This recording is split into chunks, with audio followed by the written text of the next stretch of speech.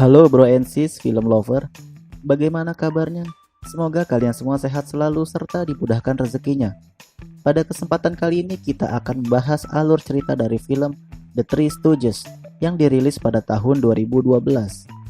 Film ini mengisahkan tiga orang anak yang dibuang ke sebuah panti asuhan. Mereka semua dirawat sampai besar oleh para suster di sana. Suatu hari panti tersebut disita karena terlilit hutang. Tiga anak ini berjanji untuk melunasi hutang tersebut. Apakah mereka mampu melunasinya? Namun sebelum lanjut ke videonya, kalian bisa klik tombol subscribe secara gratis serta nyalakan notifikasinya agar kalian tidak ketinggalan video menarik lainnya. Langsung saja kita menuju ke alur ceritanya. Film dimulai dengan memperlihatkan anak-anak yang sedang bermain. Mereka semua tinggal di sebuah panti asuhan yang dirawat oleh para biarawati. Suster Mary menghampiri mereka untuk berhenti bermain dan harus mengerjakan tugas mereka masing-masing. Anak-anak tersebut sempat menolak karena mereka masih ingin bermain. Karena Suster Mary mempunyai sifat yang sedikit galak, akhirnya mereka semua menuruti perintah Suster Mary.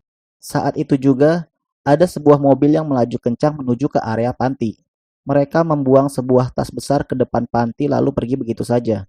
Suster Mary yang masih berada di luar, sedikit heran dengan isi dari tas tersebut. Dengan rasa penasaran, Suster Mary langsung membuka tas itu.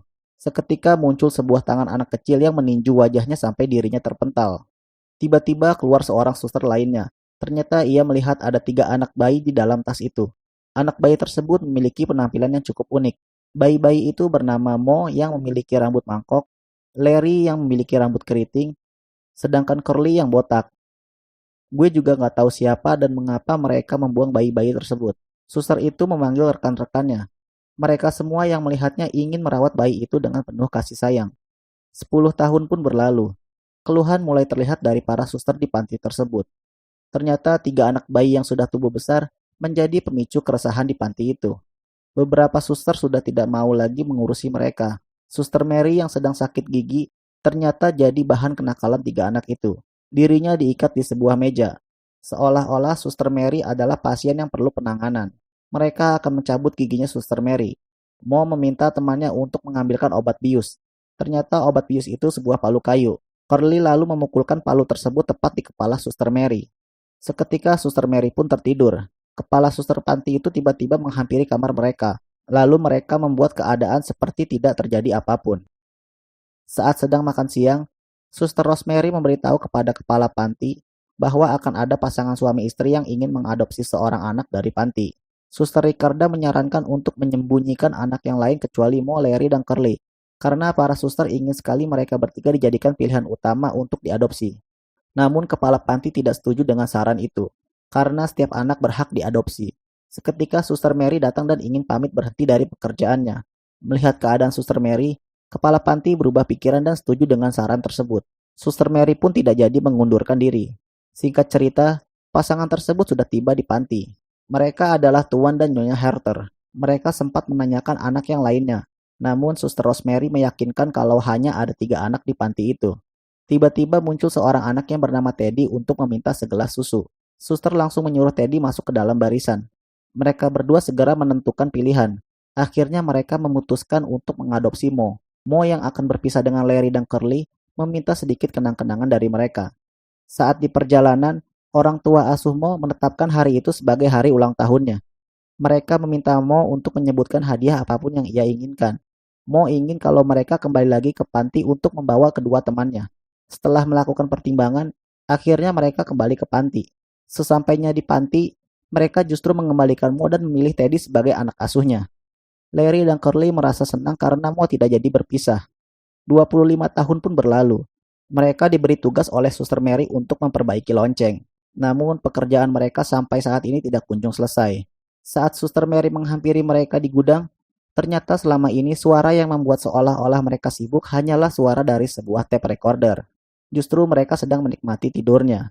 Suster Mary yang dibuat jengkel langsung membangunkan mereka dengan menjatuhkan tempat tidurnya. Mereka bertiga diminta untuk segera menyelesaikan tugasnya. Panti asuhan mereka kedatangan seorang pendeta yang bernama Redleaf. Pendeta itu ingin bertemu dengan kepala panti untuk membicarakan suatu hal penting. Di sisi lain, terlihat anak laki-laki yang bernama Pizer membawakan sepiring keju untuk Murph yang sedang sakit. Morph sangat menikmati keju itu. Namun saat mengetahui keju itu diambil dari perangkap tikus, Morph segera membuangnya. Teaser bercerita kalau ia sedang kesepian, karena saudara kandungnya yang bernama Wizard sudah diadopsi oleh orang lain. Teaser mengaku hanya memiliki Morph saat ini sebagai temannya. Sementara itu, Pendeta Radcliffe memberikan surat untuk menyita panti asuhan tersebut. Kepala panti meminta Suster Mary agar memberitahu hal ini kepada Mo, Larry, dan Curly. Terlihat Curly datang dengan membawa gergaji mesin dalam kondisi menyala. Ia merasa kesulitan untuk membawa alat itu ke atas. Gue bingung sama si Curly, kenapa nggak dimatiin dulu gergaji mesinnya? Akhirnya Curly mengikatkan gergaji itu dengan tali. Namun saat dia naik tangga, tanpa disadari gergaji tersebut memotong satu persatu anak tangga. Saat Suster Mary menghampiri mereka, ia disambut dengan palu yang mengarah ke dirinya. Untung saja palu tersebut tidak mengenainya. Tidak sampai situ saja, lagi-lagi Suster Mary harus terkena lonceng besar yang menimpa dirinya.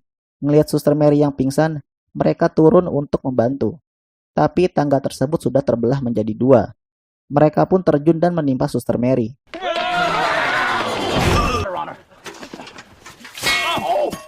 Pendeta Radcliffe juga menjadi korban kenakalan mereka. Akhirnya mereka diberitahu kalau panti asuhan tersebut akan ditutup karena hutangnya mencapai $830.000. Satu-satunya cara agar panti bisa dibuka kembali dengan melunasi semuanya. Itu pun hanya diberi waktu 1 bulan. Mo, Larry, dan Curly memutuskan pergi ke kota untuk mencari uang. Mereka mendapat support dari para suster dan anak-anak di panti tersebut. Mereka juga diberi sedikit uang untuk modal hidup di kota. Namun belum apa-apa nasib sial terus-menerus menimpa mereka. Scene berpindah. Terlihat sepasang kekasih yang bernama Lydia dan Meg sedang berencana untuk membunuh suaminya Lydia. Ternyata Meg merupakan selingkuhannya Lydia. Namun mereka tidak berani untuk melakukan rencana tersebut. Tidak lama, terdengar suara gaduh dari luar. Ternyata itu adalah Larry, Mo, dan Curly sedang mempromosikan diri mereka untuk mencari pekerjaan. Tidak lama kemudian, Lydia datang dan menawarkan mereka pekerjaan dengan bayaran yang sesuai. Curly yang polos menganggap kalau itu seperti pekerjaan membunuh. Tapi memang benar kalau mereka akan disuruh membunuh suaminya Lydia. Seketika Meg keluar dari mobil dan mengaku sebagai suaminya Lydia. Akhirnya mereka setuju dengan kesepakatan itu. Meg memberitahu mereka rencana pembunuhannya. Karena Meg mengaku suaminya Lydia, Meg seketika dibuat menderita oleh mereka saat itu juga.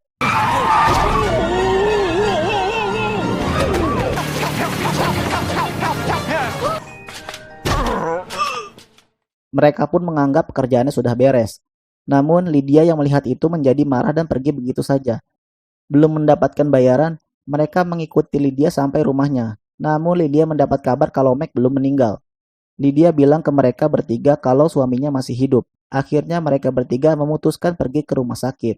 Saat tiba di rumah sakit, mereka terlambat karena jam untuk menjenguk pasien sudah habis.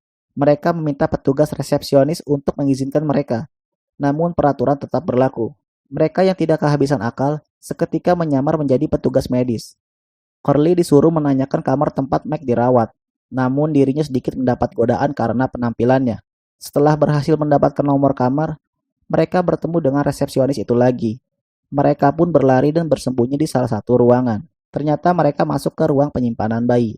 Staf ruangan yang melihat mereka akhirnya menugaskan Mo dan Curly untuk mengganti semua popok bayi tersebut.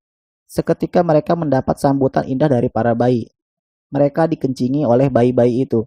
Justru hal tersebut dimanfaatkan oleh mereka menjadi wahana yang menyenangkan. Saat staf itu datang, mereka pun kabur dari ruangan itu. Akhirnya mereka berhasil menemukan ruangan tempat Meg dirawat. Mo menggunakan pasien lain sebagai penahan pintu agar tidak ada yang masuk. Bukannya beraksi, mereka malah terfokus terhadap siaran TV. Meg yang terbangun pun sadar akan kehadiran mereka. Meg seketika langsung menyembunyikan dirinya. Larry yang sadar melihat kalau Meg sudah pergi. Namun Mo yang sedikit lebih pintar tahu kalau Meg hanya bersembunyi. Mereka sudah menyiapkan dinamit untuk meledakkan Meg. Justru Meg malah melempar balik. Mo juga nggak mau kalah. Ia kembali memasukkan dinamit itu dan seketika meledak. Meg yang udah nggak tahan ngadepin mereka, memohon untuk tidak mengganggunya lagi. Tidak lama kemudian, resepsionis itu kembali lagi dengan membawa 2 orang polisi. Mereka semua main kejar-kejaran. Mereka sampai di ruangan pakaian. Salah satu polisi dibuat pingsan oleh mereka. Mo meminta alat kejut, namun di ruangan tersebut hanya ada setrika. Mo langsung menempelkan setrika panas itu ke dada si polisi. Mereka pun langsung kabur. Kali ini mereka berakhir di rooftop. Karena tidak ada lagi jalan lain, mereka memanfaatkan selang pemadam untuk turun. Namun hal itu tidak bertahan lama, dan mereka pun terjatuh menimpa seorang pria. Pria itu mengenali mereka. Ternyata ia adalah Teddy. Namun saat ini ibunya Teddy yang bernama Nyonya Harter sudah meninggal akibat kecelakaan. Teddy menawarkan mereka untuk tinggal di rumahnya. Namun Mo menolak karena mereka punya urusan yang harus diselesaikan. Seketika mereka ingat dengan uang simpanan yang diberikan oleh suster. Mereka akan gunakan uang itu untuk modal berkebun. Di sisi lain ternyata suaminya Lydia adalah Teddy. Teddy menunjukkan foto temannya kepada Lydia.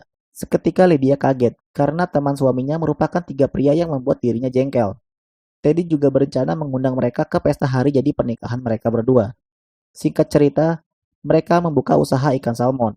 Namun ikan-ikan tersebut justru ditanam dan disirami layaknya tumbuhan. Gak heran lagi dah sama kelakuan mereka. Namun parahnya lagi, mereka melakukan itu di lapangan golf. Tiba-tiba polisi tersebut datang untuk menangkap mereka.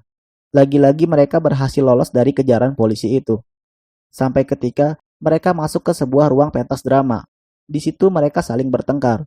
Corley dan Larry menyalahkan Mo karena membawa mereka pada situasi seperti ini. Akhirnya Corley dan Larry pergi meninggalkan Mo. Tiba-tiba Mo mendapat apresiasi dari para juri yang sudah berada sejak mereka bertengkar. Mereka menganggap kalau itu sebuah pertunjukan drama komedi.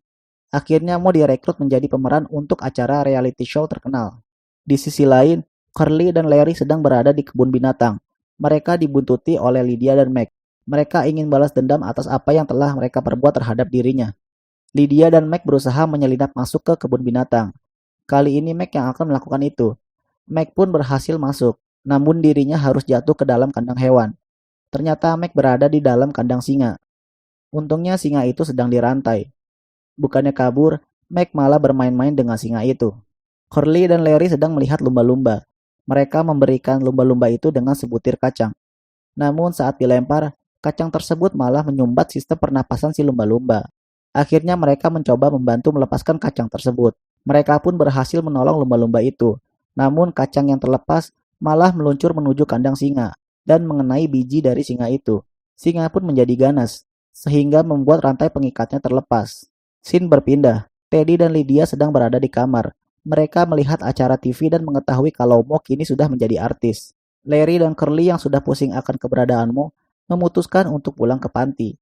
Dengan harapan Mo berada di sana. Saat sampai di panti, kondisi terlihat sangat sepi. Mereka berdua masuk untuk memeriksa kondisi di dalam. Ternyata ada Suster Ricarda yang sedang menonton TV. Suster Ricarda bilang kalau ia melihat Mo di TV hampir setiap malam. Anak-anak di panti itu hampir semua sudah dikeluarkan. Yang tersisa hanya Pizzer dan Murph. Saat itu kondisi Murph juga sedang sakit. Larry dan Curly kembali lagi ke kota. Langkah mereka terhenti sementara untuk menyaksikan penampilan Mo di TV. Keesokan harinya, Larry dan Curly datang ke kantor ayahnya Teddy. Tanpa rasa berdosa, mereka berdua meminta uang kepada ayahnya Teddy untuk membayar hutang panti. Namun ayahnya Teddy tidak bisa membantu mereka dalam urusan itu. Saat itu juga, mereka melihat foto Teddy, Lydia, dan Meg. Ternyata Lydia berselingkuh dengan teman dekat suaminya sendiri. Di sisi lain, para pemeran di acara reality show tersebut protes akan kehadiran Mo. Mereka sudah tidak sanggup menjalankan peran dengan Mo, karena Mo sering bermain fisik kepada mereka, seperti yang ia lakukan kepada Larry dan Curly. Di waktu yang bersamaan, Larry dan Curly datang ke lokasi Mo berada. Mereka mengajak Mo untuk menyelamatkan Teddy yang sedang dalam bahaya. Tidak disangka, mereka datang ke acara pesta dengan sekumpulan anjing pudel. Sampai di sana, mereka tidak diizinkan masuk oleh penjaga. Salah satu pelayan di rumah itu meminta penjaga untuk mencarikan tukang balon. Akhirnya mereka bertiga memanfaatkan situasi tersebut untuk bisa masuk ke acara pesta. Saat sudah berada di dalam, lagi-lagi mereka membuat kekacauan. Mereka langsung dikejar oleh Meg dan Lydia. Sampai akhirnya, mereka tiba di kamar Teddy. Mereka membongkar semua rencana jahat istrinya kepada Teddy. Tiba-tiba Meg menodongkan pistol. Lalu ayahnya Teddy datang sambil menodongkan pistol ke arah Meg. Ternyata ini semua merupakan rencana jahat ayahnya Teddy. Dan Lydia juga merupakan selingkuhan ayahnya Teddy. Selama ini, Meg hanya dimanfaatkan oleh Lydia untuk melakukan pekerjaan kotor. Ayahnya Teddy membawa mereka semua ke tempat yang jauh untuk membicarakan permasalahan itu. Ayahnya Teddy bilang kalau ia bisa kaya karena menikahi seorang pengacara. Dan harta warisan ibunya diberikan semua kepada Teddy. Dari situlah timbul hasrat ayahnya untuk menguasai harta milik Teddy. Di tengah perjalanan, tikus peliharaan Curly lepas. Kondisi di dalam mobil menjadi kacau. Mac pun kehilangan kendali sehingga mobil mereka tercebur ke danau. Akhirnya mereka semua berhasil keluar dari mobil itu. Ternyata polisi sudah berada di lokasi untuk menangkap Mac, Lydia, dan ayahnya Teddy terkait pembunuhan berencana. Akhirnya mereka bertiga memutuskan untuk kembali ke panti asuhan. Ternyata panti tersebut sudah tidak lagi berpenghuni. Tiba-tiba mereka mendengar suara anak-anak sedang bermain. Ternyata itu merupakan panti asuhan baru milik mereka yang kondisinya jauh lebih baik. Anak-anak lainnya sangat antusias melihat kehadiran mereka kembali. Namun mereka sedikit menyesal karena merasa gagal dalam mencari uang. Tetapi, kepala panti bilang kalau ini merupakan hasil dari keberhasilan mereka. Seketika produser program TV tersebut berada di sana. Ia akan melakukan kerjasama kontrak dengan mereka bertiga untuk menjadi artis reality show berikutnya. Mereka sepakat untuk menandatangani kontrak itu. Seketika Teddy juga hadir bersama wanita yang bekerja di kantor ayahnya. Namun kali ini wanita itu menjadi pasangannya Teddy. Mereka datang dengan tujuan untuk mengadopsi Pizer. Mereka juga telah mengadopsi Weezer yang merupakan saudara kandung dari Pizer. Akhirnya mereka semua bisa bersatu kembali menjadi keluarga yang bahagia. Film pun selesai. Sekian dulu rangkuman dari film The Three Stooges. Apabila kalian terhibur dengan video ini, silakan klik tombol like atau ingin memberikan kritik dan saran di kolom komentar untuk kemajuan channel ini. Terima kasih buat kalian yang sudah mampir dan sampai jumpa di video selanjutnya.